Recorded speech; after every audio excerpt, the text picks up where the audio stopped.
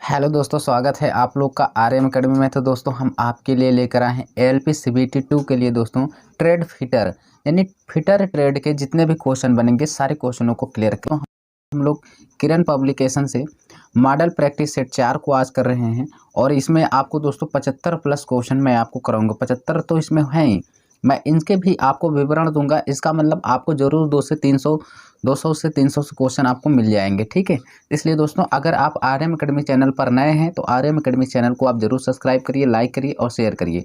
आइए देखते हैं क्वेश्चन हमारा क्या है, उसको भी अच्छे से हम क्लियर करेंगे। ये रहा हमारा क्वेश्चन, स्क्रीन पर देखेंगे भाई। पहला क्वेश्चन क्या कह रहा है, जरा ध्यान से समझेंगे हम लोग। कह रहा है कि पैरों की सुरक्षा के लिए हमेशा पहनते हैं। पहला क्वेश्चन है पैरों की सुरक्षा के लिए हवाई चप्पल, और कह रहा है कैनवास शू और लेदर शू। देखिए दोस्तों, अगर पैरों की सुरक्षा के लिए जनरली अगर बात की जाए तो चप्पल से भी काम हो जाता है। अगर औद्योगिक क्षेत्र में कह रहा इंडस्ट्रियल के क्षेत्र में तो दोस्तों ये हवाई चप्पल नहीं है, क्योंकि वहाँ पर बड़े बड़े कीले भी होते हैं, चिप्स भी होते हैं, धातुएं के छीलन भी पड़े रहते हैं। अगर पैर में गड़ गया तो ये दिक्कत हो जाएगा, इसको भी प्रयोग नहीं करते हम, लेदर शू का प्रयोग करते हैं। अर्थात यहाँ पे सी ऑप्शन हो जाएगा, जो हमारे शरीर में वो इन्फेक्शन भी नहीं होता लेदर शू को पहनने से, ठीक है। और मैं बता दूँ ये त्वचा के लिए हानिकारक भी नहीं होता है। एक यहाँ पे दोस्तों मैंने आपको बताया, यहाँ पे आपसे एक फुल फॉर्म पूछता है पीपीई। पीपीई का फुल फॉर्म क्या होता है दोस्तों, पर्सनल प्रोटेक्टिव इक्विपमेंट। यहाँ पे आपसे बहुत ज़्यादा पूछता है, ये जितनी भी सुरक्षाएं आती है इसी के अंतर्गत आती है। किसके, पीपीई, पर्सनल प्रोटेक्टिव और क्या होता है इक्विपमेंट, इसको आप जानते रहिएगा, ठीक है। चलिए आगे देखेंगे। कह रहा है क्लास बी आग को नियंत्रित करने के लिए किस अग्निशामक दमकल का प्रयोग करेंगे। देखिए आप इसमें कार्बन टेट्राक्लोराइड का प्रयोग करेंगे। अगर नहीं है तो इसमें हेलान का भी प्रयोग कर सकते हैं। हेलान ये इसी का दूसरा नाम है, हेलान। कार्बन टेट्राक्लोराइड या हेलान ये इसी के अंतर्गत आती, सॉरी ये तो मैं दोस्तों ये आपको जो मैं बता रहा हूँ ये बी वाला, ये दोस्तों आपका अग्निशामक डी के अंतर्गत आएगा। किसके, डी के, अग्निशामक डी के अंतर्गत आएगा। ये आग यानी किससे, करंट से विद्युत से लगी आग को, आग में किस अग्निशामक यंत्र का प्रयोग करेंगे, कार्बन टेट्राक्लोराइड या हेलान का। लेकिन आपसे बी का पूछा है तो यहाँ पे मैंने आपको बताया है कि क्या होता है, ठोस होता है मेरे भाई, ठोस के बाद क्या होता है, द्रव होता है, द्रव के बाद क्या होता है, गैस होता है, ठीक है। तो यहाँ पे देखिए ठोस हो गया, द्रव हो गया, गैस। तो यहाँ पे ए प्रकार की है, ये बी प्रकार की गैस है, ये सी। तो बी प्रकार से पूछा है तो बी में कौन से आते हैं, द्रव आते हैं। तो द्रव क्या आएगा दोस्तों, द्रव में पानी आ जाएगा। तो यहाँ पे जो द्रवीकृत गैस हैं उनको बुझाने के लिए हम किसका प्रयोग करेंगे दोस्तों, हम प्रयोग करेंगे पानी का। तो हमारा यहाँ पे देखिए बी में तो द्रव प्रकार के आग आएंगे, लेकिन उसको हम पानी से नहीं बुझाएंगे दोस्तों। द्रव में क्या क्या आएंगे, जैसे पेट्रोल हो गया, केरोसिन हो गया, ये सब। इनको अगर आप पानी से बुझाएंगे ना तो नहीं बुझेगा दोस्तों। इनके लिए आपको CO2 की ज़रूरत होती है। डी ऑप्शन आपका करेक्ट हो जाएगा, ठीक है। डी ऑप्शन आपका करेक्ट हो जाएगा, यहाँ पे डी होगा। यानी द्रव से लगे आग को बुझाने के लिए दोस्तों इनको क्या होगा, आपको यहाँ पे CO2 का प्रयोग करना पड़ेगा, ठीक है। चलिए आगे चलते हैं, उसको भी हम क्लियर करते हैं। ये कह रहा है क्या, अग्निशामक उपकरण के लिए प्रयुक्त संकेतों के किन रंगों का उपयोग किया जाता है, ठीक है।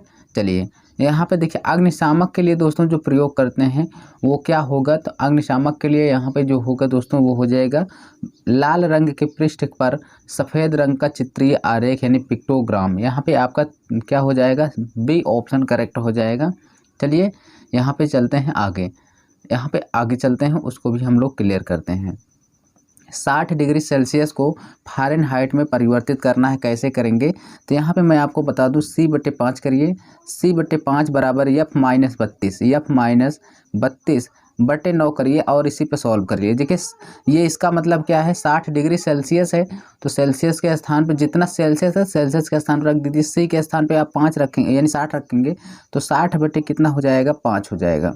बराबर में F-32/9 इससे 5 से भाग कर देंगे 12 हो जाएगा। अब बरनवैया 108 हो गया, तिरक गुणा कर देंगे, बरनवैया 108 हो गया। तो 108 बराबर कितना हो जाएगा, F-32 हो जाएगा, ठीक है। अब 32 को इधर ले आएंगे प्लस में हो जाएगा दोस्तों, 32 को लाएंगे इधर प्लस में हो जाएगा। 8 2 10 3 1 4 हो जाएगा, 1 हो जाएगा, अर्थात 140 डिग्री सेल्सियस हो जाएगा। तो 140 डिग्री फ़ारेनहाइट हो जाएगा। बी ऑप्शन हमारा करेक्ट हो जाएगा। बोलिए 4 का बी ऑप्शन आपका करेक्ट होगा। चलो आगे देखते हैं। यहाँ पे क्या कह रहा है उसको देखेंगे, ठीक है। अगला क्वेश्चन क्या कह रहा है दोस्तों, यहाँ पे 5 नंबर देखिएगा ज़रा ध्यान से, अच्छा क्वेश्चन है। कह रहा है कि आप 12 मिलीमीटर को इंच में बदलिए। तो मिलीमीटर को जब इंच में बदलते हैं दोस्तों, तो उसमें हम 5/127 का गुणा करते हैं। 5/127 का हम लोग गुणा करते हैं, इसी से आ जाएगा। तो चलिए इसमें हम 12 का गुणा कर देते हैं, ठीक है। किसका 12 का हम गुणा कर देते हैं तो कितना हो जाएगा, 12 पंचे 60, तो 60 हो गया दोस्तों। 60 में आप 127 से जब भाग लगाएंगे तो कितनी बार जाएगा, देखिए दशमलव लेंगे भाई यहाँ पे, तो क्या हो जाएगा, चलिए यहाँ पे जब गुणा करेंगे तो 12 पंचे 60 हो गया, 127 से भाग करेंगे तो यानी दशमलव लेंगे, 0 पॉइंट कितना दशमलव लेंगे, 1 0 आ गया, ठीक है। अब यहाँ पे आप क्या करेंगे, यहाँ पे 1 0 आ गया, 127 से भाग करेंगे तो 12 पंचे 60, यानी ये 4 बार जाएगा दोस्तों। कितनी बार, 4 बार जाएगा, तो 4 7 28 हो जाएगा। तो लगभग किस में आ रहा है, पहले 4 0 पॉइंट किस में गया, 4 सी ऑप्शन में, तो यानी आपका सी ऑप्शन करेक्ट हो। देखिए पूरा नहीं सॉल्व करना है दोस्तों, आप ऐसे सॉल्व करिए अप्रॉक्स मेथड और आप जल्दी से आगे बढ़ जाइए, ठीक है। जब भी मिलीमीटर को आप इंच में बदलना है, 5/127 का आपको गुणा कर देना है। तो वो जो 5/127 को गुणा करेंगे तो मिलीमीटर जो है ना वो जाके कन्वर्ट हो जाता है किसमें, सेंटीमीटर में कन्वर्ट हो जाएगा ऑटोमेटिक, ठीक है। चलिए आगे देखते हैं, उसको भी क्लियर करते हैं। आइए यहाँ पे अगला देखेंगे, बल का एसआई मात्रक। बल का मात्रक होता है न्यूटन। क्या होता है, न्यूटन होता है। तो यहाँ पे बल का मात्रक तो न्यूटन होता है। चलिए यहाँ पे दोस्तों आपका हो जाएगा क्या, न्यूटन मीटर हो जाएगा, ए ऑप्शन आपका करेक्ट हो जाएगा, ठीक है ना। आपको पता चलना, यहाँ पे 2-3 सूत्र बता दूं दोस्तों। एफ बराबर होते हैं क्या आपके, और बता दूं यहाँ पे डब्लू यानी सॉरी एफ बराबर आपके होता है एम ए, बल बराबर द्रव्यमान गुणे त्वरण होता है, ठीक है। बल बराबर द्रव्यमान गुणे त्वरण होता है। और यहाँ पे मैं आपको बता दूं डब्लू यानी कार्य बराबर क्या होता है, डब्लू बराबर एफ एस कॉस थीटा होता है दोस्तों। एफ एस कॉस थीटा होता है, यानी डब्लू का मतलब कार्य बराबर यहाँ पे हो जाएगा बल गुणे विस्थापन, या इसका मतलब विस्थापन हो जाएगा। और यहाँ पे डब्लू भार माने क्या होता है, भार बराबर क्या होता है, एम जी होता है दोस्तों, द्रव्यमान गुणे गुरुत्वीय त्वरण। भार मतलब बराबर क्या होता है, द्रव्यमान बराबर गुरुत्वीय त्वरण होता है, ठीक है। यहाँ पे मैंने आपको 2-3 फार्मूले बताए, ये आपको आना चाहिए। ये आपको अगर जा रहे हैं पेपर देने तो वहाँ बेसिक साइंस में ज़रूर पूछेगा। चलिए आगे देखते हैं। कह रहा हैंड पंप से, हैंड टाइप से निम्नलिखित में से किस पदार्थ का बना होता है। जो हैंड टाइप से होता है दोस्तों, जो टाइप से होता है वो हमारा उच्च गति इस्पात का बना होता है। हैंड टाइप जब किसी टाइप का यानी जितने टाइप है उसको छोड़कर इसको हम हाथ से भी प्रयोग कर सकते हैं, हैंड टाइप्स, ठीक है। तो यहाँ पे मैंने आपको बताया टैप के द्वारा अंदरूनी चूड़ियाँ काटी जाती है दोस्तों। किसी भी गोलाकार जॉब है तो उसके अंदर अंदरूनी सतह में चूड़ी काटी जाती है। टैप और ड्रिल ये दोनों दोस्तों उच्च गति इस्पात के बनाए जाते हैं, ये भी आपको जानते रहना है। टैप के द्वारा चूड़ियाँ काटने के लिए पहले टैप के साइज अनुसार ड्रिल करने के सुराख पहले आपको ड्रिल करके उसमें सुराख कर लेना है, फिर उसके बाद आपको टैप के माध्यम से चूड़ी उसमें काटना है दोस्तों, ठीक है। चलिए आगे देख लेंगे। यहाँ पे कह रहा भाई किस टूल द्वारा बाहरी पुरानी चूड़ियों को साफ़ की जाती है। तो इसको बाहरी चूड़ी को साफ़ करने के लिए दोस्तों आपको क्या करना पड़ेगा बताइए। यहाँ पे आपको डाई नट नहीं डाई प्लेट का प्रयोग करेंगे।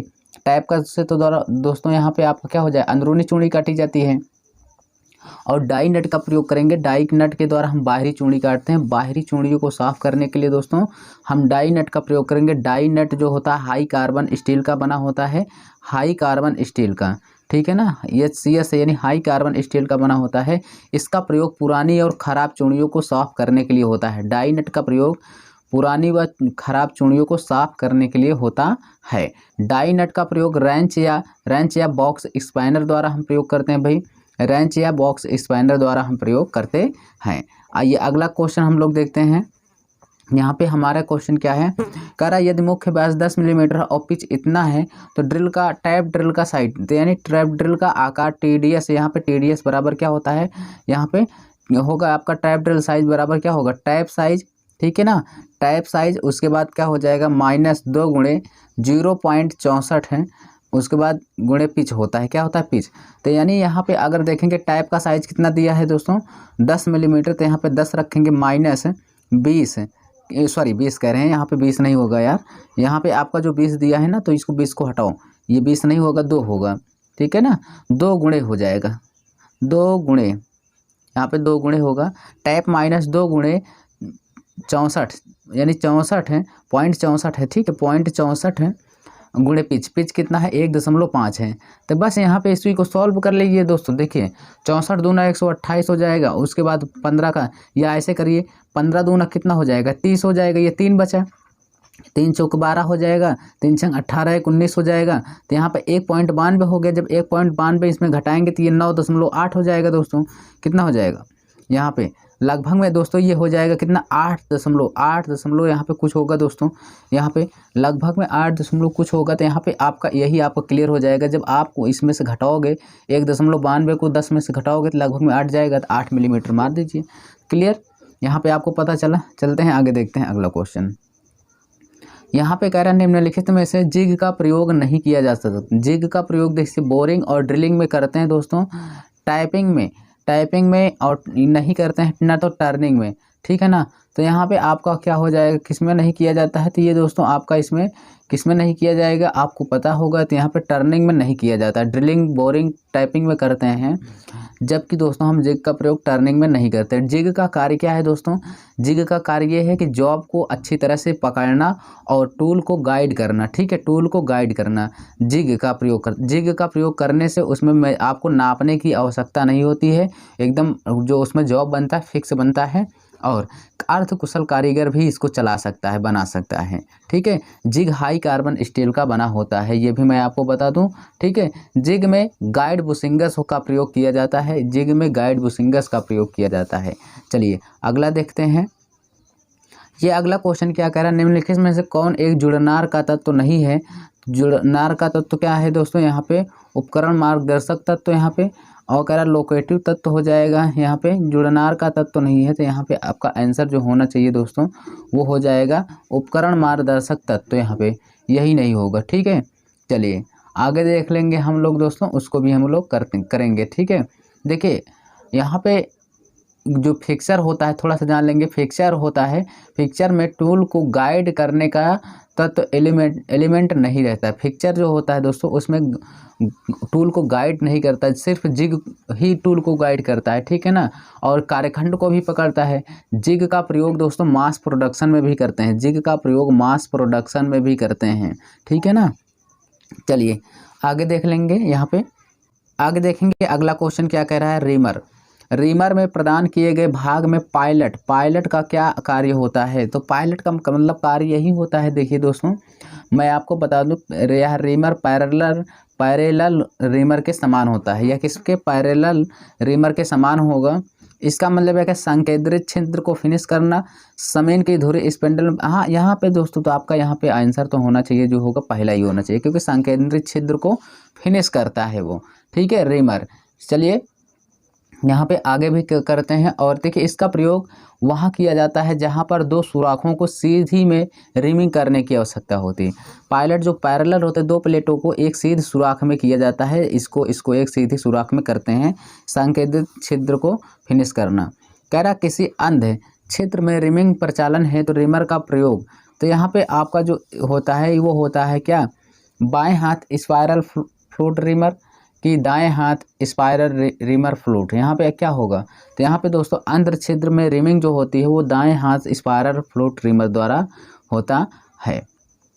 चलिए अगर यहाँ पे मैं बता दूँ, रिमिंग करते समय किटकिटाहट नहीं होनी चाहिए, जिससे फिनिशिंग में अंतर आ सकता है दोस्तों। चलिए आगे देखते हैं अगला क्वेश्चन। निम्नलिखित में से कौन सा कर्तन औजार छिद्र को यथापूर्ति संपूर्ति को बढ़ाने हेतु करते हैं। कौन सा कर्तन औजार है छिद्र को यथार्थ संपूर्ति और बढ़ाने हेतु, तो रीमर का प्रयोग करते हैं दोस्तों, क्योंकि ये जॉब को थोड़ा सा आकार में भी बड़ा करता है पर शुद्धता के साथ भी छिद्र करता है। रीमर एक प्रकार का क्या होता है दोस्तों, बहुबिंदु कर्तन होता है, ठीक, बहुत पूछा जाता है, बहुबिंदु कर्तन होता है, ये भी आपको पता होना चाहिए। रीमर हाई कार्बन स्टील का बना होता है। रीमर जो धातु को काटता है 0.1 से लेकर 0.15 मिलीमीटर धातु को काटता है, ठीक है। रीमर 0.1 से लेकर 0.15 तक ये धातु को काटता है, ये भी आपको पता होना चाहिए। आगे देखेंगे, एक फाइल में बिना दांत के विस्तृत भाग को कहते हैं। एक फाइल में बिना दांत के विस्तृत भाग, जैसे आपका ये फाइल है, जैसे ये हम मान लेते हैं ये फाइल है दोस्तों, ये ऐसे बना होता है, ये ऐसे, तो यहाँ पे ऐसे ऐसे दांते कटे होते हैं, बोलिए, यहाँ पे, लेकिन यहाँ पे आपको कुछ ऐसे खाली स्थान होते हैं, खाली स्थान, इसी को हम हील बोलते हैं। क्या बोलते हैं? हील बोलते हैं दोस्तों। इस पे कंपनी का नाम लिखा रहता है, रेती का साइज, यही सब नाम लिखा रहता है, लोगो बना होता है जो, और इसको टैंग बोलते हैं। टैंग ये नर्म लोहा होता है इसमें दोस्तों, जिसमें हैंडल व हथौड़ा, हैंडल व प्लास्टिक का व लकड़ी का लगाते हैं। टिप किसको बोलते हैं? जो लास्ट में यहाँ पे होता है ना, इसको टिप बोलते हैं दोस्तों। कोर क्या है? कोर ये किनारा है ना, इसको हम कोर बोलते हैं। ठीक है, सारी चीज़ें मैंने क्लियर करा। फाइल जो होता है हाई कार्बन स्टील का बना होता है, ये भी आपको पता होना चाहिए। चलिए दोस्तों आगे देखते हैं। यहाँ पे अगला क्वेश्चन कह रहा है क्या, निम्नलिखित में से कौन सा फाइल रेती का भाग नहीं है, फ्लूट नहीं है दोस्तों। ठीक है, इसमें हील भी होता है, मैंने अभी बताया, शोल्डर भी होता है, टैंक भी होता है। ठीक, चलिए आगे देखते हैं। छेद का बड़ा, यानी छेद को बड़ा करने के लिए डाई निर्माताओं द्वारा उपयोग किए जाने वाला रेती फाइल है। यहाँ पे देखिए, अगर इसको बड़ा करना है तो रोटरी फाइल का प्रयोग करेंगे। बताइए किसका प्रयोग करेंगे भाई, आप सभी बताएंगे। यहाँ पे किस फाइल का हम लोग प्रयोग करेंगे? रोटरी फाइल का। ठीक है, जिससे आपको समझ में आ जाए। देखिए, क्षेत्र को बड़ा, ये खुद ही कह रहा है, रोटरी फाइल रोल द्वारा घूमेगा। ठीक है, छेद को बड़ा करने के लिए डाई निर्माण रोटरी फाइल का प्रयोग कर, इसको हाथ द्वारा नहीं चलाया जा सकता। इसको द्वारा दोस्तों, किसके? हाथ के द्वारा आप नहीं चला सकते हैं इसको। ठीक है, इसको लचीली सॉफ्ट के द्वारा पोर्टेबल मोटर में जोड़कर विद्युत शक्ति में चलाया जा सकता है। ये भी आपका सही है।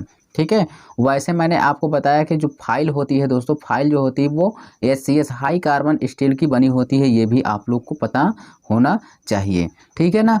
चलिए, कह रहा हाथ वाइस, यानी हाथ वाइस जो होती है का प्रयोग पकड़ने के लिए, हाथ वाइस का प्रयोग होता है दोस्तों छोटी वस्तुओं को पकड़ने के लिए और उसको चलाने के लिए। अब देखिए, छोटी वस्तु दिया, बहुत छोटी वस्तु, तो अब इसको छोटी वस्तु को नहीं मारेंगे, बहुत छोटी वस्तु को मारेंगे। ठीक है ना, यहाँ पे ये भी तो आपको पता होना चाहिए। अगर यहाँ पे ये ऑप्शन ना दिया होता तब दोस्तों हम इसको लगाते थे छोटी वस्तु। अगर बहुत छोटी वस्तु तो हाथ वाइस यानी हैंड वाइस के द्वारा दोस्तों हम बहुत छोटी वस्तु को पकड़ते हैं। ठीक है ना, इतनी बातें समझ में आया। और यहाँ पे बता दूं, ये जो होती है ना, ये वाइस की जो होती है, ये आपको कितने यहाँ पे साइज में होते हैं? 40 मिलीमीटर से 44 सेंटीमीटर, यानी 44 मिलीमीटर तक होते हैं। ठीक है, इनके जो दोस्तों होते हैं, जबड़े जो होते हैं वो समांतर ना खुलकर वो गोलाई में खुलते हैं। कैसे? समांतर ना खुलकर गोलाई में खुलते हैं, हैंड वाइस का प्रयोग करते हैं। ठीक है, चलिए आगे भी देख लेंगे। अगला क्वेश्चन यहाँ पे आपकी स्क्रीन पर है, कह रहा ऊर्ध्वाधर या क्षैतिज या कोणीय स्थिति में जॉब की ग्रिपिंग के लिए इस्तेमाल किया जाता है। देखिए, चाहे ऊर्ध्वाधर हो चाहे क्षैतिज हो, ठीक है, या कोणीय स्थिति, इसको किस मशीन से प्रयोग करते हैं? तो यहाँ पे आपका होना चाहिए क्या, सार्वत्रिक मशीन होगा कि मशीन वाइस होगा? तो यहाँ पे सार्वत्रिक मशीन हो जाएगा, डी ऑप्शन करेक्ट होगा। चलिए यहाँ पे आगे देख लेंगे, उसको भी हम लोग क्लियर करते हैं। ये क्या कह रहा है, कह रहा है जॉब को पकड़ने के लिए प्रयोग में होने वाली आम युक्ति कौन सी है? जॉब को जो पकड़ते हैं उसको हम वाइस कहते हैं। वाइस की बॉडी को हम कास्ट आयरन से बनाते हैं। कास्ट आयरन जो इसमें दोस्तों स्पेंडर लगा होता है वो किसका? हाई स्पीड स्टील का बना होता है। किसका? हाई स्पीड का, यानी सॉरी माइल्ड स्टील का बना होता है। ये भी आपको पता होना चाहिए। क्लियर।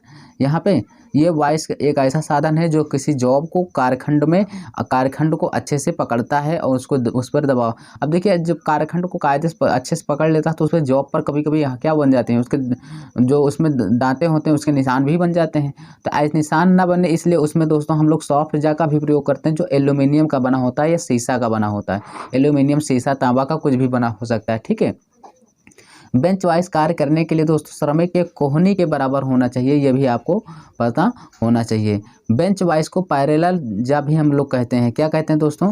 पैरेलल जा भी कहते हैं, यह भी आपको पता होना चाहिए। बेंच वाइज को हम पैरेलल जा भी कहते हैं। बेंच वाइज की बॉडी कास्ट आयरन की बनी होती है, मैंने आपको बता दिया।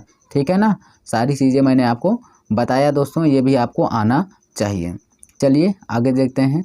कह रहा है 5 डिग्री से 12 डिग्री के मापन 5 डिग्री 12 मिनट के माप हैं। 5 डिग्री 12 मिनट। तो चलिए यहाँ पे देखिए, डिग्री और 12 मिनट में दिया है तो सबको डिग्री में बदल लेंगे।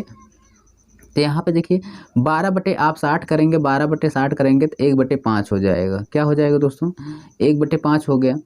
बोलिए यहाँ पे, क्योंकि ऐसे ही आप इसको चेंज कर लेंगे। जब इसको चेंज कर लेंगे ना तो यहाँ पे कितना हो जाएगा दोस्तों आपका? लगभग में यहाँ पे जो होगा ना, ये आपका बी ऑप्शन। अब देखिए, ये आपको मिनट ये था यहाँ पे 12 मिनट को हमने डिग्री में बदल 12/60, उसके बाद 5 से इसमें भाग कर देंगे 0.2 हो जाएगा। तो यहाँ पे आपका बी ऑप्शन करेक्ट हुआ।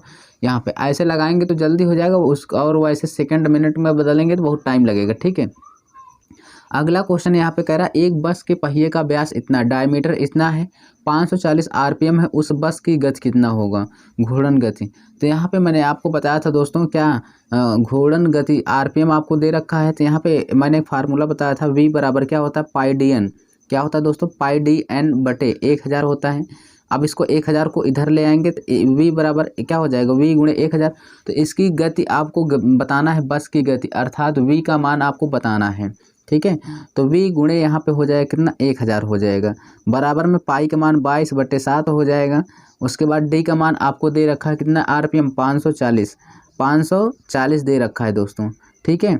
और एन का मान आपको क्या कर रहा है, एन का मान कितना दिया है, सॉरी डी का मान तो यहाँ पे आपको दे रखा है कितना एक दिया है यहाँ पे बस, और यहाँ पे एन का मान 540। तो यहाँ पे 7 है यहाँ पे। अब इसको आप काटेंगे आराम से, ये कट जाएगा, जो कट पीट के आएगा दोस्तों वही आपका आंसर हो जाएगा। पॉइंट में तो आएगा ही, आपको सबको पता है। इसमें नॉर्मल तो इतने आसान बनते नहीं, इन सभी को जब आप सॉल्व करेंगे यहाँ पे देख लीजिए दोस्तों, ये आपके मीटर पर मिनट में होने चाहिए, क्योंकि ये मिलीमीटर में है। आपका डायमीटर यहाँ पे 1 मीटर है, डायमीटर जो व्यास होता है दोस्तों वो हमेशा, ये जो व्यास है ना ये हमेशा आपको मिलीमीटर में होना चाहिए। किसमें, मिलीमीटर में। तो 1 मीटर में आपका 1000 मिलीमीटर होता है, कितना होता है 1000 मिलीमीटर। तो इसमें आप 1000 से भाग भी करेंगे, ठीक है ना, तब जाके आएगा। तो यहाँ पे आपका डी ऑप्शन आपका करेक्ट हो जाएगा। मैं आपको बता दूँ, इसको सॉल्व कर लीजिएगा, ठीक है। चलिए यहाँ पे आगे भी देखते हैं। यहाँ पे चलिए देखिए अगला क्वेश्चन क्या कह रहा है, कह रहा 20 मिलीमीटर व्यास के 50 मिलीमीटर लंबाई युक्त बेलनाकार जॉब के द्रव्यमान करीब 8 ग्राम सेंटीमीटर है। तो यहाँ पे देखिए क्या हो जाएगा, घनत्व बराबर क्या होता है, द्रव्यमान बटे आयतन होता है, ठीक है। घनत्व बराबर द्रव्यमान बटे आयतन होता है, क्योंकि इतना व्यास है, इसकी इतनी लंबाई है, बेलनाकार है। तो देखिए इसको लगाने के लिए दोस्तों आपको क्या करना पड़ेगा, यहाँ पे बेलनाकार कार्यखंड का आयतन, बेलनाकार कार्यखंड का आयतन क्या होता है। तो यहाँ पे हो जाएगा क्या दोस्तों, यहाँ पे पाई/4 गुणे डी स्क्वायर और यल होता है, ठीक है। इसी से आप सॉल्व कर लेंगे, आपका आंसर आ जाएगा। कैसे सॉल्व करेंगे दोस्तों, यहाँ पे आप सबको पता है, ठीक है। चलिए यहाँ पे आप इसको सॉल्व करेंगे तो जो कुछ भी आएगा वो आपका कितना आ जाएगा, 15.7 आएगा, सेंटीमीटर स्क्वायर आएगा, ठीक है। उसके बाद यहाँ पे आप एक फार्मूला लगाएंगे, एम बराबर पी बी लगाएंगे। तो यहाँ पे एम का मतलब क्या है दोस्तों, आपको द्रव्यमान पूछ रहा है। पी आपको बताना है। देखिए दोस्तों पी का मान तो यहाँ पे आपको 8 दे रखा है, यानी इसकी घनत्व, पी का मतलब यही घनत्व है, डेंसिटी है। डेंसिटी आपको 8 रखा है, और 115.7 का इसमें गुणा कर देना, आपका आ जाएगा 15/8 लगभग में 125, यानी बी ऑप्शन आपका करेक्ट हो जाएगा, ठीक है। इससे आप निकालेंगे तो ये सेंटीमीटर में आ जाएगा वेग इसकी। उसके बाद आपको यहाँ पे 8 का गुणा कर देंगे 1, तो आपको आ जाएगा, ठीक है। आइए आगे देखते हैं। यहाँ पे कह रहा है ठोस बियरिंग की हानि निम्न में से कौन है। ठोस बियरिंग जो होता है दोस्तों वो धीमी गति पर चलने वाले सॉफ्ट होते हैं, सही बात है। वो जो ठोस बियरिंग की हानि पूछ रहा है, हानि कौन सी है, ये आपसे हानि पूछ रहा है। तो यहाँ पे आपका डी ऑप्शन हो जाएगा। एक बार जब सुराख सॉफ्ट डायमीटर से बड़ा हो जाता है ना, तो उसे ठीक करने के बजाय बदलना ही पड़ता है। अगर आप लेके आए वो उससे बड़ा हो गया तो उसको बदलना ही पड़ेगा, इसमें कोई दो राय नहीं है। चलिए यहाँ पे अगला देखते हैं। ठोस बियरिंग दोस्तों कास्ट आयरन का बना होता है। ठोस बियरिंग जो होता है आपको बता दूं ये कास्ट आयरन का बना होता है, ये भी आपको पता होना चाहिए। चलिए आगे देखते हैं। बॉल बियरिंग में अनुभव किया जाने वाला घर्षण है। तो जो बॉल बियरिंग में घर्षण किया जाता है वो कैसा होता है दोस्तों, या स्थिर नहीं होता है, रोलिंग होता है, यहाँ पे रोलिंग होता है। यहाँ पे ड्राई घर्षण तो होगा नहीं, स्थिर तो होगा नहीं। 25 का सी होगा आपका बॉल बियरिंग में, यहाँ पे सी ऑप्शन करेक्ट हो जाएगा, ठीक है ना। क्लियर भाई। बॉल बियरिंग में आपको क्या होता है ना, कम भार, यानी इसकी स्पीड ज़्यादा होती है, वज़न कम लेकर चलता है, ठीक है ना। स्पीड ज़्यादा होती है और वज़न को कम लेकर चलता है, ये भी आपको पता होना चाहिए। घर्षण और आवाज़ को कम करने के लिए बियरिंग में यहाँ पे मैं बता दूँ ग्रीस का प्रयोग करते हैं, ठीक है। चलिए यहाँ पे देखें निम्न में से कौन सा यांत्रिक गुण रोलिंग बियरिंग तत्वों के लिए पदार्थ का चयन किया जाता है। रोलिंग बियरिंग के द्वारा यहाँ पे दोस्तों हम लोग उसको प्रयोग करते हैं किसका, उच्च आघातवर्धन नहीं उच्च शक्ति का दोस्तों यहाँ पे होना चाहिए आपका उच्च आघातवर्धनीय। सी ऑप्शन आपका करेक्ट हो जाएगा। ठीक है, चलिए यहाँ पे देखिए माइक्रोमीटर द्वारा शून्य त्रुटि इतना है। माइक्रोमीटर का मेन स्केल रीडर कितना है, इतना है। माइक्रोमीटर का पाठन होगा क्या, तो जितना अगर शून्य त्रुटि है, एक माइक्रोमीटर की शून्य त्रुटि इतना है दोस्तों, ठीक है ना। तो शून्य त्रुटि है और कह रहा है क्या 1.75 है, तो इसको निकालने के लिए दोस्तों आप क्या करेंगे, कुछ नहीं करेंगे, आप इसमें क्या करेंगे, आराम से इसको क्या करिए, जोड़ दीजिए, बस वही आपका आंसर हो जाएगा। जब माइक्रोमीटर में शून्य त्रुटि आता है तो आप शून्य त्रुटि को इसी में आपको जोड़ देना चाहिए। ठीक है, जब जोड़ देंगे तो आपका कितना है, 1 है तो 5 1 6 हो जाएगा, अर्थात ये पहला ऑप्शन आपका करेक्ट हो जाएगा। क्लियर भाई। यहाँ पे कह रहा है मीट्रिक माइक्रोमीटर का लिस्ट काउंट हो जाएगा। मीट्रिक में 0.01 मिलीमीटर होता है इसका लिस्ट काउंट। ठीक है, 0.01 मिलीमीटर होता है यहाँ पे लिस्ट काउंट। चलते हैं आगे, देखते हैं अगला क्वेश्चन, उसको भी क्लियर करते हैं भाई। यहाँ पे देखिए फोर्जिंग क्या है। फोर्जिंग एक प्रकार का क्या है, फार्नेस व हैमरिंग होता है दोस्तों, ये आपको पता होना चाहिए। ठीक है, चलिए आगे देखते हैं। फोर्जन हेतु निम्न कार्बन इस्पात के लिए उसका टेम्परेचर कितना होना चाहिए। लो कार्बन टेम्परेचर के लिए आपका कितना डिग्री सेल्सियस होना चाहिए, 1300 डिग्री सेल्सियस होना चाहिए, यह भी आपको पता होना। लो कार्बन इस्पात का फोर्जिंग टेम्परेचर उचित ऊष्मा 1300 डिग्री होता है। पिटवा लोहा के लिए दोस्तों आपका हो जाएगा कितना, 800 से 1120। ठीक है, पीतल और कांसा के लिए 550 से 900 के बीच में होना चाहिए। सक्रिय बड़े आकार के बोल्ट बनाने हेतु आप किसका प्रयोग करेंगे दोस्तों, किसका, गोल लोहकारी का, हथौड़े लोहकारी का, ऑफसेट स्वेजन का प्रयोग करेंगे। तो मैं आपको बता दूं ऑफसेट लोहकारी का प्रयोग करेंगे बड़े आकार के बोल्ट को बनाने के लिए। निम्नलिखित में से धातु के गुण में से कौन सा यांत्रिक गुणधर्म नहीं है। तो यांत्रिक गुणधर्म यहाँ पे दोस्तों चालकता नहीं है दोस्तों, क्योंकि प्रत्यास्था भी होना चाहिए, सुदृढ़ता भी होना चाहिए, आघातवर्धनीयता भी होना चाहिए। चालकता तो यहाँ पे 32 का सी हो जाएगा, यहाँ पे सी ऑप्शन करेक्ट हो जाएगा। ठीक है, चलिए यहाँ पे आगे देखते हैं। धातुओं के उस गुणधर्म का चयन करें जो चिमड़तापन के विपरीत होता है। तो चिमड़तापन के विपरीत हो जाएगा क्या, भंगुरता हो जाएगा। यहाँ पे सी ऑप्शन आपका करेक्ट हो जाएगा। ठीक है, भंगुरता जो होता है दोस्तों वो जल्दी से टूट जाता है। ठीक है, उस पर बल लगाने पर चूर चूर हो जाता है। चिमड़पन का मतलब वह पदार्थ है जो बाह्य कारण लगाने पर भी टूटने के बजाय फैले। चिमड़ता का मतलब उसको बल लगाओ तो वो टूटे ना, वो बल्कि और फैले, वो होता चीमड़ है। और भंगुर का मतलब थोड़ा सा हाथ लगाओ वो टूट जाए। ठीक है, ये होता है, तो इसका अपोजिट यही हो जाएगा। आइए, स्टील अपनी कठोर स्थिति में आमतौर पर ही भंगुर होता है, जिसका उपयोग कुछ ही कार्यों के लिए किया जाता है, इसलिए इसका प्रयोग स्टील अपनी कठोरता के लिए ही प्रयोग किया जाता है। क्यों दोस्तों, यह आमतौर पर यह भंगुर होता है, तो यहाँ पे इसलिए इसका प्रयोग क्यों किया जाता है दोस्तों, कठोरण के लिए। बताइए, तो आप यहाँ पे कहेंगे पायनीकृत हो जाएगा दोस्तों, यहाँ पे आपका यहाँ पे पायनीकृत हो जाएगा, डी ऑप्शन आपका करेक्ट हो जाएगा। ठीक है, देखिए टेम्परिंग से जो दोस्तों टेम्परिंग आपको थोड़ा सा आना चाहिए। टेम्परिंग क्या होता है इसको बार बता दूं। जो टेम्परिंग होता है वो उससे पदार्थ के आंतरिक गुण में सुधार होता है। ठीक है, पदार्थ के आंतरिक गुण में सुधार होता है। टेम्परिंग से भंगुरता में भी कमी आती है। ठीक है, उसके जॉब के अंदर आंतरिक संरचना में सुधार आता है, भंगुरता दूर होती है टेम्परिंग करने से। चिमड़पन पदार्थ का वह गुण है जो उसको भंगुरता का विरोध करता है। ठीक है, चलिए ग्राइंडर किस प्रकार का टूल होता है। तो ग्राइंडर एक प्रकार का कटिंग टूल होता है भाई। कैसा होता है, कटिंग टूल होता है। ये ग्राइंडर हाई कार्बन स्टील का बना होता है। ठीक है, जॉब को अधिक शुद्ध में बनाने के लिए, फिनिश करने के लिए ग्राइंडर का प्रयोग करते हैं। ये भी आपको जॉब को अधिक शुद्धता में बनाने, फिनिश करने के ग्राइंडर व्हील में एक प्रकार का कटिंग टूल है। ठीक है, इस पर असंख्य कटिंग एज होते हैं। कैसे असंख्य कटिंग एज होते हैं, हजारों कटिंग एज होते हैं। ग्राइंडिंग व्हील जो होता है दोस्तों एब्रेसिव गेज या ब्रांड को मिलाकर बनाया जाता है। आइए, प्रेषण पहिए का पुनः अनुकूलन होता है। प्रेषण पहिए का पुनः अनुकूलन होता है। इसका मतलब क्या होता है, पुनः अनुकूलन होता है ड्रेसिंग के द्वारा दोस्तों। जब पहिए में चिप्स फंस जाता है या उसकी धारें मुड़ जाती हैं तो उसको हम लोग ड्रेसिंग के द्वारा उसको फिर से सही करते हैं। तो 36 का भी हो जाएगा, ठीक है। काटने की क्षमता दोबारा लाने के लिए कार्य को किया जा सकता है ड्रेसिंग के द्वारा। उसकी क्षमता एकदम चली गई है तो उसको ड्रेसिंग के द्वारा शुद्ध करते हैं।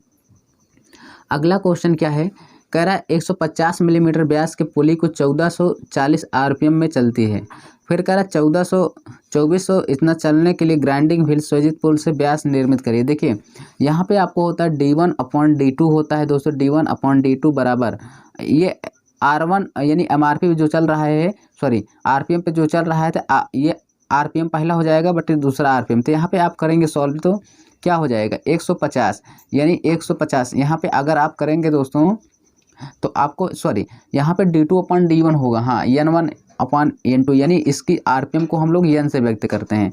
n1/n2 होना चाहिए। यहाँ पे मैं आपको बता दूँ थोड़ा सा, n1/n2। उसके बाद दोस्तों यहाँ पे हो जाएगा d2/d1। क्या होगा d2/d1। तो यहाँ पे 1440 रखेंगे, क्या रखेंगे 1440 बटे 2400 रखेंगे। उसके बाद क्या रखेंगे d2 का मान कितना है, d2 का मान तो हमें पता नहीं है तो d2 का मान ऐसे रखेंगे। और उसके बाद यहाँ पे 150 पता है, बस इसी को सॉल्व कर लीजिए, आंसर हमारा आ जाएगा। तो यहाँ पे देखिए 1 0 से 1 0 खत्म हो गया, 1 0 से ये भी खत्म हो गया, ठीक है। 3 5 15 हो गया, 3 8 24 हो गया, ठीक है। 8 से भाग करेंगे तो यहाँ पे 8 से 8 एक कम 8 हो जाएगा दोस्तों यहाँ पे। उसके बाद कितना बचा 6 8 28 64 और यहाँ पे 5 का इसमें ले जा गुणा कर देंगे तो 18 पंचे कितना हो जाएगा 90 हो जाएगा। तो 90 mm हो जाएगा। डी ऑप्शन हमारा करेक्ट हो जाएगा। क्लियर भाई, चलिए आगे देखते हैं और उसको भी हम लोग क्लियर करते हैं। टर्न बकल में चूड़ी हेलिक्स। टर्न बकल में हेलिक्स चूड़ी कैसी होती है, वामावर्त होती है कि दक्षिणावर्त दोनों होती है दोस्तों। टर्न बकल में दोनों तरह की चूड़ियाँ होती है, ये भी आपको मैंने बताया, ठीक है। आंतरिक चूड़ी दोस्तों टाइप से काटा जाता है, मैंने आपको बताया टाइप के द्वारा आंतरिक चूड़ी को काटा जाता है। डाई के द्वारा दोस्तों बाह्य चूड़ी को काटा जाता है और दोनों को हाई कार्बन स्टील से बनाया जाता है, ठीक है ना। चलिए यहाँ पे और उसको भी हम लोग क्लियर करते हैं भाई। एक्मे थ्रेड, एक्मे थ्रेड यहाँ पे कह रहा है एक्मे चूड़ियों का प्रयोग कोण कहाँ पर, एक्मे चूड़ियों का होता है दोस्तों 29 डिग्री होता है। ये लेथ मशीन में सबसे ज़्यादा प्रयोग किया जाता है, लेथ मशीन में सबसे ज़्यादा प्रयोग किया जाता है एक्मे। अगर दोस्तों लेथ मशीन में एक्मे थ्रेड नहीं है ऑप्शन में तो वहाँ पे आप स्क्वायर भी मार सकते हैं, क्या स्क्वायर भी चूड़ी को मार सकते हैं। क्लियर, चलिए दोस्तों अगला क्वेश्चन देखते हैं और उसको भी हम लोग क्लियर करते हैं भाई, ठीक है। यहाँ पे देखेंगे ये रहा आपका अगला क्वेश्चन। क्या कह रहा है जब अनुप्रयुक्त भार सदैव एक दिशा में होता है तो किस प्रकार के थ्रेड की वरीयता दी जाती है। जो भार जो दोस्तों है एक ही तरफ है तो उसमें किस प्रकार की थ्रेड की वरीयता दी जाती है। तो यहाँ पे आप कहेंगे सर इसमें बटरेस थ्रेड का उपयोग किया जाता है, ठीक है। बटरेस थ्रेड, तो बटरेस थ्रेड जो होता है इसका कोण कितना होता है 45 डिग्री होता है। बटरेस थ्रेड का जो कोण होता है 45 डिग्री, एक्मे थ्रेड का कोण कितना होता है 29 डिग्री होता है, ये भी आपको पता होना चाहिए। तो बटरेस 45 डिग्री, ठीक है ना। इसका प्रयोग बहुत बड़े वाइसों के स्पेंडल पर किया जाता है, किसका बटरेस का। क्लियर है भाई, जब भार एक ही दिशा में हो, एक दिशा में हो सदैव एक दिशा में तो आप बटरेस का प्रयोग करेंगे। होनिंग क्या है, होनिंग एक प्रकार का कटिंग टूल है दोस्तों। यहाँ पे आपका हो जाएगा क्या हो जाएगा, फर्स्ट ऑप्शन करेक्ट हो जाएगा। होनिंग का मतलब होता है दोस्तों ये इंजन सिलेंडर दोस्तों। होनिंग प्रायः कहाँ पर किया जाता है इसको आप जानिए, ठीक है। आप इंजन सिलेंडर पर, कहाँ पर इंजन सिलेंडर पर प्रयोग कर सकते हैं। उसके बाद बियरिंग बोर में, 3 जगह इंजन सिलेंडर, बियरिंग बोर में, पिन होल में और बोर फिनिशिंग के लिए कर सकते हैं। समझ में आया, इंजन सिलेंडरिंग में, बोरिंग में, ठीक है, बियरिंग बोर में, पिन होल में, बोर फिनिशिंग के लिए होनिंग का प्रयोग करते हैं। होनिंग एक ऐसी यानी प्रकार की कार्यविधि है दोस्तों जिसमें सिलेंड्रिकल सरफेस को एब्रेसिव स्टिक के द्वारा, किसका जो सिलेंड्रिकल आकार होता है उसका एब्रेसिव स्टिक के द्वारा उसको फिनिश किया जाता है यानी साफ किया जाता है, ठीक है। चलिए यहाँ पे कह रहा है लौह और एवं अलोह धातु के छिद्रों में सर्वोत्तम सुपर फिनिशिंग प्रक्रिया उपयोग किया जा सकता है। लौह और अलोह धातु में सुपर फिनिशिंग दोस्तों, सुपर फिनिशिंग दोस्तों जो होता है ना वो किसके द्वारा होता है बताइए। आपका ये हो जाएगा किसके द्वारा, आप कहेंगे सर ग्राइंड यानी होनिंग के द्वारा सुपर फिनिशिंग प्रक्रिया प्राप्त की जाती है। बेलनाकार सतह पर उच्च डिग्री की फिनिशिंग लाने के लिए होनिंग अच्छी विधि है। ठीक है, चलिए आगे देखते हैं अगला क्वेश्चन और उसको भी क्लियर करते हैं। यहाँ पे है आपका क्या, हार्ड स्टील की होनिंग करने के लिए एब्रेसिव, हार्ड स्टील की यहाँ पे आपको क्या होनिंग करने के लिए एब्रेसिव होनिंग टूल की आवश्यकता होती है। तो दोस्तों सिलिकॉन कार्बाइड का कि एल्यूमिनियम ऑक्साइड का हो जाएगा। यहाँ पे आपका कौन सा हो जाएगा, सी ऑप्शन करेक्ट हो जाएगा। ठीक है, यहाँ पे फेरस मेटल की होनिंग के लिए एल्यूमिनियम ऑक्साइड का प्रयोग करेंगे। फेरस, यहाँ पे फेरस के लिए ठीक है, हार्ड स्टील की होनिंग के लिए एल्यूमिनियम ऑक्साइड एब्रेसिव का होनिंग टूल प्रयोग किया जाता है। और फेरस मेटल होनिंग के लिए दोस्तों आपका क्या हो जाएगा दोस्तों, फेरस मेटल के लिए एल्यूमिनियम के ऑक्साइड की होनिंग टूल का भी प्रयोग करते हैं। चलिए आगे देख लेंगे। कह रहा निम्न में से अस्थाई स्नेहक है। तो यहाँ पे देखिए ठोस अस्थाई, यहाँ पे दोस्तों है ग्रीस, क्या है, ठोस अर्ध अस्थाई है। कैसा है, ठोस अर्ध अस्थाई होता है ग्रीस। और यहाँ पे कह रहा अस्थाई स्नेहक, तो अस्थाई स्नेहक कौन सा हो जाएगा, ग्रेफाइट। ठीक है, ठोस, क्लियर। यहाँ पे आपको क्या होता है दोस्तों, ये अस्थाई स्नेहक क्या हो जाएगा, ग्रेफाइट। तो यहाँ पे आपका कौन सा आंसर होगा, ए ऑप्शन करेक्ट हो जाएगा आपका। ग्रेफाइट अस्थाई स्नेहक है। ठीक है, और ग्रीस एक अर्ध ठोस स्नेहक है। कैसा है, अर्ध ठोस स्नेहक है। और भी मैं आपको बता दूं ठोस स्नेहक में और कौन कौन आते हैं, ये थोड़ा सा जानिए। ठीक है ना, ठोस स्नेहक में आपके कितने पॉइंट आते हैं, सारे पॉइंट को मैं क्लियर कर रहा हूँ। ठोस स्नेहक में जो है आपका आता है माइका, बहुत पूछा जाता है दोस्तों, माइका आता है। और आता है ग्रेफाइट, क्या आता है, ग्रेफाइट हो गया, माइका हो गया। ठीक है ना, और आता है आपका सोप स्टोन, क्या होता है, सोप स्टोन होता है। ठीक है, और होता है आपका क्या, कौन सा हो जाता है, ये इतने प्रकार के, यानी माइका हो गया, ग्रेफाइट हो गया, सोप स्टोन हो गया। और यहाँ पे बैक्स जो होता है, बैक्स भी आ जाता है, बैक्स। ठीक है, ये भी सब आपके ठोस स्नेहक हैं। और जबकि अर्ध ठोस स्नेहक ग्रीस होता है, ये भी आपको पता होना चाहिए। और द्रवीकृत स्नेहक दोस्तों जितने भी आयल होते हैं, मोबी आयल, जैतून नायक के तेल, ये सब क्या आते हैं, द्रव स्नेहक में आते हैं। ड्रॉपिंग बिंदु वह तापमान जिस पर ग्रीस बदलता है।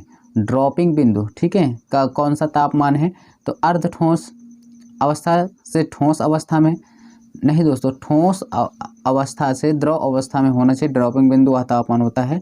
तो यहाँ पे आपका ए ऑप्शन करेक्ट होना चाहिए, क्योंकि दोस्तों आपको ड्रॉपिंग करवाना है, बूंदीदार यहाँ पे आएगा। तो यहाँ पे ग्रीस एक अर्ध ठोस स्नेहक का मैंने आपको बताया। ठीक है, चलिए आगे चलते हैं। तेल का वह तापमान बिंदु जिस पर तेल गाढ़ा होकर जमता नहीं है, वह बदलता रहता है। ठीक है, तेल का वह तापमान जिस बिंदु पर तेल गाढ़ा होकर जमता नहीं है। तो गाढ़ा होकर दोस्तों जमता नहीं है, इसका मतलब क्या है दोस्तों, फ्लैश पॉइंट, पोर पॉइंट। देखिए फ्लैश पॉइंट जो होता है दोस्तों, आपका एक पोर पॉइंट, तो क्या होगा यहाँ पे आपका पोर पॉइंट हो जाएगा फ्लैश पॉइंट। तो यहाँ पे फ्लैश पॉइंट होना चाहिए यार, बताइए कि पोर पॉइंट, यहाँ पे पोर पॉइंट होगा। अब देखिए आप क्या होता है पोर पॉइंट, वो तेल का वह तापमान जिस पर वह बहता रहता है। ठीक है, बहता रहे यानी जमे, रुके ना, बहता रहे तेल, मतलब इतना इसको गर्म कर दो कि ये उसी में एकदम खौलता रहे, बहता रहे। ठीक है, और ये अच्छे स्नेहक को पोर पॉइंट निम्न होता है। अच्छे स्नेहक का जो पोर पॉइंट होता है निम्न होता है। अगर स्नेहक है उसमें डालोगे जब बेहतर सब पूरा बह जाएगा, बियरिंग में जब लगेगा ही नहीं तो क्या काम करेगा, कुछ नहीं। ठीक है, तो यहाँ पे आपको पता होना चाहिए पोर पॉइंट मतलब बहता रहना चाहिए। यहाँ पे सी ऑप्शन करेक्ट होगा। आइए अगला भी देखते हैं। एक रख रखाव मुक्त बैटरी, ठीक है, यहाँ पे क्या होगा, रख रखाव बैटरी होगा, एसिड नहीं रखता है, वाटर नहीं रखता है, लेड कैल्शियम प्लेट ग्रिड। तो यहाँ पे जो बैटरी होती है दोस्तों वो आपका हो जाएगा डी ऑप्शन करेक्ट हो जाएगा, लेड कैल्शियम प्लेट ग्रिड रखता है। ठीक है, यहाँ पे आपको पता होना चाहिए। आइए देखते हैं अगला क्वेश्चन। कह रहा किसी समय में मांग की मात्रा के उत्पादन की नीति की होती है। ठीक है, किसी समय में मांग की मात्रा के उत्पादन में नीति, ये क्या होता है दोस्तों, ठेकेदारी होता है, उत्पादन स्तर की नीति होती है। हाँ यही तो होगा दोस्तों, आपका पीछा करने की नीति होती है। तो यहाँ पे आपका बी ऑप्शन आपका करेक्ट हो जाएगा। ठीक है ना, किसी समय में मांग की मात्रा के उत्पादन की नीति में पीछा करने की नीति होती है। आइए अगला देखते हैं, खुले चैनल के प्रवाह में होता है। खुले चैनल के प्रवाह में क्या होता है, तो यहाँ पे मैं आपको बता दूँ दोस्तों, खुले चैनल के जो प्रवाह होते हैं वो आपके क्या हो जाएंगे, यहाँ पे आपको पता होना चाहिए दोस्तों, ये हो जाएगा क्या, आपका गुरुत्व होता है आपका, बी ऑप्शन करेक्ट हो जाएगा। ठीक है, गुरुत्व हो जाएगा यहाँ पे, ये आपका बी ऑप्शन करेक्ट होगा। चलिए अगला देखते हैं, 50 नंबर क्या कह रहा है। 50 में हो जाएगा, सिल्ट निकालने और बोरवेल की सफाई किसके द्वारा की जाती है। सिल्ट निकालने एवं बोरवेल की सफाई की जाती है, किसके द्वारा की जाती है, सर्चिंग के द्वारा। यहाँ पे बी ऑप्शन करेक्ट हो जाएगा। ठीक है, और मैं आपको बता दूं, यूनियन ठीक है ना, यूनियन को जानते होंगे। यूनियन पाइप का प्रयोग दोस्तों, यूनियन पाइपलाइन में टेम्परेरी जोड़ बनाता है। अगर पूछे यूनियन कैसा होता है तो ये टेम्परेरी जोड़ होता है दोस्तों, ये भी जानते रहना। एल्बो का नाम सुने होंगे, एल्बो 90 अंश के कोण पर मुड़ता है, समकोण मुड़ता है, ये भी आपको पता होना चाहिए।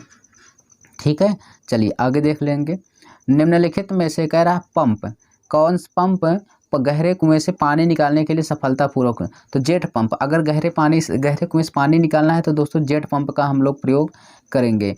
तो यहाँ पे हमारा गहरे पानी से, यानी गहरे कुआं से पानी निकालने के लिए सफलतापूर्वक दोस्तों एयर लिफ्ट पंप का प्रयोग करेंगे। यहाँ पर डी ऑप्शन करेक्ट हो जाएगा, एयर लिफ्ट पंप का प्रयोग करेंगे, यहाँ पे आपको पता होना चाहिए। ठीक है ना, चलिए आगे देखते हैं।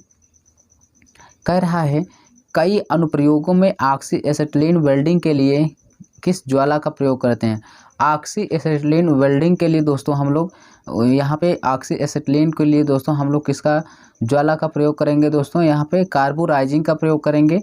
बोलिए यहाँ पे हम किसका प्रयोग करेंगे दोस्तों, न्यूट्रल ज्वाला का प्रयोग ऑक्सी एसिटिलीन में करते हैं। इसका तापमान होता है 3200 डिग्री सेल्सियस। कितना होता है, 3200 डिग्री सेल्सियस होता है। ऑक्सी एसिटिलीन में हम न्यूट्रल ज्वाला का प्रयोग करते हैं। अत्यधिक उद्योगों में इसी ज्वाला का उपयोग किया जाता है। आइए यहाँ पर रिड्यूसिंग फीडर होता है। रिड्यूसिंग फीडर क्या होता है दोस्तों, ये रिड्यूसिंग फीडर जो होता है ऑक्सीडाइजिंग ज्वाला होती है। कैसी होती है, यानी कार्बोराइजिंग ज्वाला होती है। रिड्यूसिंग फीडर में क्या होती है, कार्बोराइजिंग ज्वाला होती है। जो दोस्तों कार्बोराइजिंग ज्वाला जो होती है 3100 डिग्री सेल्सियस पर होती है। ठीक है, चलिए यहाँ पे इसमें जो होता है कार्बोराइजिंग में एसिटिलीन की मात्रा ऑक्सीजन से अधिक होती है। ठीक है, अधिक रहती है, ये भी आपको पता होना चाहिए। आइए ऑक्सी एसिटिलीन, यहाँ पे देखिए ऑक्सी एसिटिलीन जो होता है दोस्तों, वेल्डिंग में गैस का दबाव सिलेंडर से निकालने वाले किसका प्रयोग करते हैं। तो यहाँ पे दोस्तों हम लोग किसका प्रयोग करेंगे, यहाँ पे रेगुलेटर का प्रयोग करेंगे। यहाँ पे आपको पता होना चाहिए। ठीक है, यहाँ पे देखिए कार्बोराइजिंग फ्लेम में C2H2, ठीक है, यानी एसिटिलीन गैस का मात्रा अधिक होती है किसमें, कार्बोराइजिंग में। ऑक्सीडाइजिंग फ्लेम में O2 की मात्रा, ऑक्सीडाइजिंग में O2 की मात्रा अधिक रहेगी। न्यूट्रल फ्लेम में दोस्तों C2H2 और बराबर रहेगा ऑक्सीजन के। ठीक है, एनेलिंग का मुख्य उद्देश्य क्या है। एनेलिंग का मुख्य उद्देश्य यही है, स्टील को नरम करना दोस्तों। ठीक है, यहाँ पे आपका हो जाएगा 55 का, यहाँ पे आपका हो जाएगा सी ऑप्शन करेक्ट हो जाएगा। एनेलिंग से दोस्तों ये धातु के अंदर की जो कठोरता उसको दूर करना होता है और जबकि तन्यता को लाना होता है। ठीक है, चलिए यहाँ पे देखते हैं अगला, गैल्वेनाइजिंग परत किसकी होती है दोस्तों, ये यहाँ पे जस्ते की होती है। ठीक है, जस्ते की होती है, तो यहाँ पे हो जाएगा 56 का भी। गैल्वेनाइज्ड में धातु को जस्ते की कोटिंग की जाती है, जंग लगने से बचाता है। गैल्वेनाइजिंग करने से पहले धातु को गंधक और पानी से मिले अम्ल से साफ करना चाहिए। ठीक है, यहाँ पे आपको ये भी पता होना चाहिए। चलिए आगे देखते हैं, यहाँ पे उसको भी क्लियर कर लेते हैं। लेथ सेंटर जो होता है दोस्तों, एक लेथ सेंटर केंद्र की शंकु बिंदु जो होती है वो कितनी होती है, लेथ सेंटर की शंकु बिंदु जो होती है वो कितना होता है दोस्तों, 60 डिग्री का होता है। ठीक है, डेड सेंटर का कोण, लाइव सेंटर का कोण सब 60 डिग्री का होता है। डेड सेंटर टेल स्टॉक में होता है। ठीक है ना, चलिए आगे देखते हैं, यहाँ पे उसको भी क्लियर करते हैं। ठीक है, यहाँ पे डेड सेंटर जो होता है टेल स्टॉक में होता है, ये भी बात सही है। अब आप कहेंगे डेड सेंटर, जैसे ये लेथ मशीन है तो इधर दोस्तों ये टेल मशीन, इधर टेल स्टॉक है। क्या टेल स्टॉक है, इधर क्या है दोस्तों, इधर इधर टेल है, इधर इधर इधर हेड स्टॉक होता है। क्या होता है? हेड स्टॉक होता है। तो हेड स्टॉक में यहाँ पे डेड सेंटर होता है और टेल स्टॉक में लाइव सेंटर होता है जो घूमता है, इसमें घूमता नहीं है। ठीक है, ये आ गया लेथ के से ही क्वेश्चन आ गया। खराद लेथ चक में माउंट करने के लिए क्या किया जाता है? तो यहाँ पे मैं आपको बता दूं, इसको करने के लिए आपको यहाँ पे हो जाएगा क्या भाई, इसे केवल हाथ से ही स्थापित माउंट करें। ठीक है, यहाँ पे चक कार्यखंड को पकड़ने का कार्य होता है। चक जो होता है, जो चक लगा होता है इसमें कार्यखंड यानी जॉब को पकड़ने के लिए होता है। थ्री जा चक को, यहाँ पे इसमें थ्री जा चक भी होते हैं। चक कई प्रकार, थ्री जा फोर जा होते हैं। फोर जा चक को डॉग चक के नाम से भी जानते हैं, डॉग चक के नाम से भी जानते हैं। थ्री चक को सेल्फ सेंटरिंग के नाम से जानते हैं, इसको भी आपको पता होना चाहिए। आइए, फोर जा चक कार्य को ठीक प्रकार से करने के लिए उपयुक्त है। ये होता है चुंबकीय आधार के साथ डायल टेस्ट इंटीग्रेटर। तो ये दोस्तों आपका हो जाएगा यहाँ पे, यही सी ऑप्शन आपका करेक्ट हो जाएगा। फोर जा चक में चार जबड़े होते हैं जिसे डॉग चक भी जानते हैं। थ्री चक में थ्री होते हैं जबड़े जिसको सेल्फ सेंटरिंग के नाम से भी जानते हैं। चलिए आगे देख लेंगे, अगला क्वेश्चन जो बनेगा उसको भी क्लियर करते हैं। ये रहा आपका 60 नंबर क्वेश्चन। निम्न में से अस्थायी जोड़ है। मैंने कहा एक अस्थाई होता है दोस्तों, जैसे वेल्डिंग करना होता है, एक अस्थाई होता है। ठीक है, अस्थाई जो होता है दोस्तों वो नट बोल्ट होता है। ठीक है, वो आप उसको क्या करेंगे, अस्थाई है, जब चाहो तब खोल के हटा दो। ठीक है, तो यहाँ पे मैं बता दूं, अस्थाई जिन्हें आसानी से अलग किया जाए, अस्थाई जोड़ जिसे आसानी से अलग नहीं किया जा सकता है। तो अस्थाई जोड़ हो जाएगा क्या, प्रेस फिट जोड़। ठीक है, यहाँ पे डी ऑप्शन करेक्ट हो जाएगा। ठीक, कुंजी क्या के साथ सही नहीं। कुंजी सॉफ्ट में समांतर लगाई जाती है, आयताकार अर्धगोला का टुकड़ा होता है या अस्थाई बंधन। नहीं दोस्तों, अस्थाई नहीं होता है दोस्तों, अस्थाई होता है। ठीक है ना, क्योंकि इसको लगाने से अस्थाई तो नहीं होता है, इसलिए यहाँ पे सी ऑप्शन आपका करेक्ट हो जाएगा। ठीक है, यहाँ पे मैंने आपको बताया। ठीक है, चलिए, आयताकार और अर्धगोला का टुकड़ा होता है जो माइल्ड स्टील का बना होता है, ये भी आपको पता होना चाहिए। क्या, कुंजी। ठीक है, चलिए आगे देखते हैं। एक नट को लॉक करने के लिए, एक लॉक को लॉक करने के लिए किस प्रकार, एक नट को लॉक करने के लिए किस प्रकार के उठाए गए हिस्से पर ऊंचाई स्लॉट होता है? ये होता है स्वान नट। एक नट को लॉक करने के लिए दोस्तों किसका प्रयोग करेंगे, कैस्टल नट का प्रयोग करेंगे। कैस्टल नट के ऊपरी सतह पर गोलाकार कॉलर लगा होता है जिसमें स्लॉट होते हैं। इसके लिए यहाँ पर किया जाने वाला बेल्ट में भी सुराग होता है। तो यहाँ पे दोस्तों बहुत ही अच्छा होता है कौन, कैस्टल नट हो जाएगा। ये ऑप्शन आपका करेक्ट होगा। स्निप्स को एक कर्तन औजार है। क्या है दोस्तों, कर्तन औजार है दोस्तों स्निप्स, जो कैंची के सिद्धांत पर कार्य करता है। ये पतली चद्दर को काटने के लिए प्रयोग किया जाता है।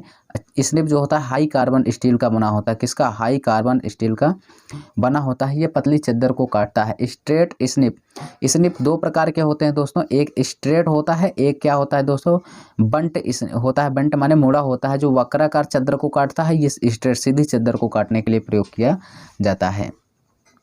आइए, वक्राकार सतहों को काटने के लिए किस प्रकार के स्निप, मैंने अभी बताया बेंट प्रकार के, तो यहाँ पे डी ऑप्शन हो जाएगा बेंट प्रकार। मुड़ी यानी वक्राकार, जैसे ये ऐसे ना वक्राकार चद्दर को काटने के लिए बेंट स्निप का प्रयोग करते हैं, और स्ट्रेट स्निप से सीधी चद्दर को काटने के लिए हम लोग प्रयोग करते हैं। जो स्निप होता है वो हाई कार्बन स्टील का बना होता है, हाई कार्बन स्टील का बना होता है। यह कैंची के सिद्धांत पर कार्य करता है। किसके, कैंची के सिद्धांत पर कार्य करता है दोस्तों। आइए अगला क्वेश्चन, एल्यूमिनियम की सीटों के रिवेटिंग के लिए बना होता है। क्या बना होता है, एल्यूमिनियम। रिवेटिंग के लिए जो रिवेट बना होता है एल्यूमिनियम का ही बनाते हैं। तो यहाँ पे 65 का डी हो जाएगा। ठीक है, इसको रिवेटिंग, सीट की रिवेटिंग के लिए दोस्तों हम बॉल पिन हैमर का प्रयोग करते हैं। किसका, बॉल पिन के हैमर का प्रयोग करते हैं। ठीक है, चलिए, एल्यूमिनियम एक हल्की सफ़ेद चमकीली धातु होती है। एल्यूमिनियम किस अयस्क से बनाया जाता है, बॉक्साइड अयस्क से, बॉक्साइड अयस्क से। चलिए आगे देखते हैं। कह रहा है सबसे शुद्ध जल प्राप्त किया जाता है दोस्तों वर्षा के जल से। तो डी ऑप्शन हमारा करेक्ट हो जाएगा। ठीक है, चलिए आगे देखते हैं। पाइपों को अस्थायी जोड़ बनाने के लिए, पाइपों को अस्थायी जोड़ बनाने के लिए किसका प्रयोग, मैंने बताया था यूनियन जो होता है अस्थायी जोड़ होता है आपका। यहाँ पे एल्बो जो होता है 90 डिग्री के कोण पर मुड़ा होता है, समकोण होता है दोस्तों। ठीक है, यहाँ पे आपको पता चला 67 का ए ऑप्शन आपका करेक्ट हो जाएगा। ठीक है। ये क्या होता है, अस्थायी होता है, इसे आसानी से अलग भी किया जा सकता है, ठीक है ना। चलिए, इसका प्रयोग जो यूनियन होता है ना, इसका प्रयोग 2 दिशाओं में पाइप लाइन को बिछाने के लिए किया जाता है यूनियन का। आइए आगे देखते हैं। कह रहा वाइपर्ड जॉइंट्स टर्म उपयोग करते हैं 2 पाइप को जोड़ के लिए, 2 पाइपों को जोड़ के लिए, ठीक है। हम किसका प्रयोग करेंगे 2 पाइपों को जोड़ के लिए दोस्तों? कॉपर के, स्टील के, राट आयरन के, लेड के। तो यहाँ पे आपका जो आंसर हो जाएगा लेड के, यानी यहाँ पे वाइपर्ड जॉइंट्स के लिए सोल्डरिंग एक जॉइंट एक रूप में होता है। चलिए, ट्विस्ट ड्रिल के बारे में जानते हैं। ट्विस्ट ड्रिल क्या होता है?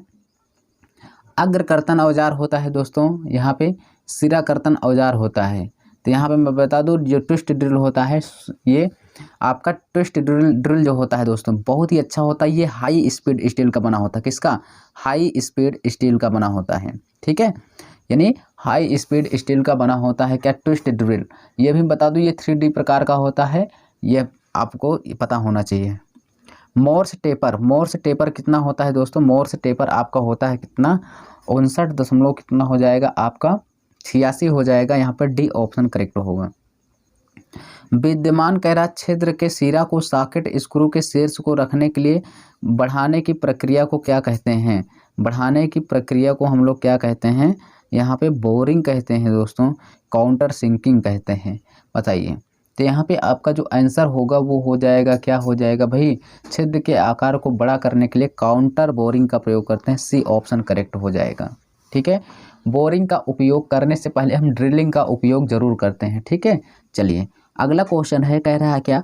बेल्ट में स्लिप होने की वजह से बेल्ट ड्राइव का वेगा अनुपात क्या हो जाता है दोस्तों? कम हो जाता है। यहाँ पे सी ऑप्शन करेक्ट हो जाएगा। जैसे ये है ना, पुली लगी होती है, आटा वाटा पिसवाने गए हैं तो ये ऐसे घूमता रहता है बेल्ट। अब ये बेल्ट स्लिप कर रहा है, बेल्ट फिसल जा रहा है, इसका मतलब इस पर आप डामल उमल गाँव में कहते हैं ना, देते हैं तो इस पर चिपक कर चलता है, जिसको राजन बोलते हैं।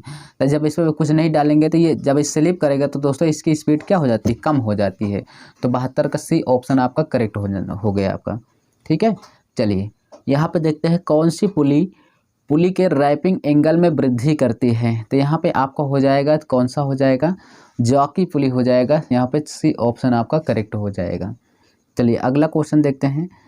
यहाँ पे करा चेस्ट प्रकार के गहरे फ्रीजर किस प्रकार के संघनित उपयोगी हैं? तो यहाँ पे जो आपका हो जाएगा, यहाँ पे इस क्वेश्चन का जो आंसर होना चाहिए वो हो जाएगा आपका ब्लात वायु शीतित। क्या हो जाएगा? ब्लात वायु शीतित का प्रयोग करते हैं, ठीक है। चलिए आगे देख लेंगे। 75 नंबर कह रहा है क्या? घरेलू वायु कंडीशनरों के लिए किस प्रकार के संपीड़क उपयोगी हैं?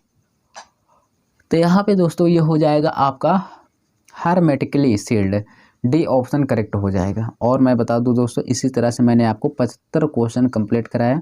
अगर दोस्तों RM अकेडमी चैनल पर नए थे तो दोस्तों चैनल को जरूर सब्सक्राइब करिए। हाँ, अगर समझ में आए तो आप पेपर के टाइम में इसको स्पीड बढ़ा के जरूर देख लेना, क्योंकि आपको यहाँ से